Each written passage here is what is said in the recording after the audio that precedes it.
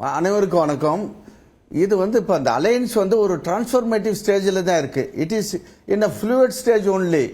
இப்போதான் திரு அமித்ஷா அவர்கள் சென்னையில் திரு எடப்பாடி பழனிசாமி அவர்களை அருகில் அமைதியாக உட்கார வைத்து விட்டு அவர் சொல்ல வேண்டிய கருத்துக்களை தன்னிச்சையாக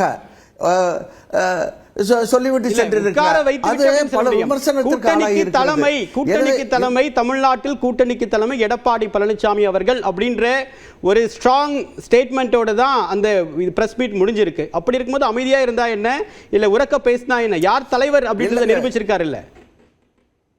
இல்ல நான் அமைதியா இருந்தாருன்னு சொல்றதுக்கு காரணம் என்னன்னா, தமிழ்நாட்டுக்கு ஒவ்வாத கூட்டணி ஆட்சி அமையும் என்று சொன்ன பொழுது திரு எடப்பாடி பழனிசாமி அவர்கள் அவர் தலைமை என்று சொல்கிற ஒரு வார்த்தையால் சமாதானம் அடையாமல் தமிழ்நாட்டுக்கு பொருந்தாத கூட்டணி ஆட்சி அமையும் என்று திரு அமித்ஷா சொன்ன பொழுது அவர் வெகுண்டெழுந்திருக்க வேண்டும்.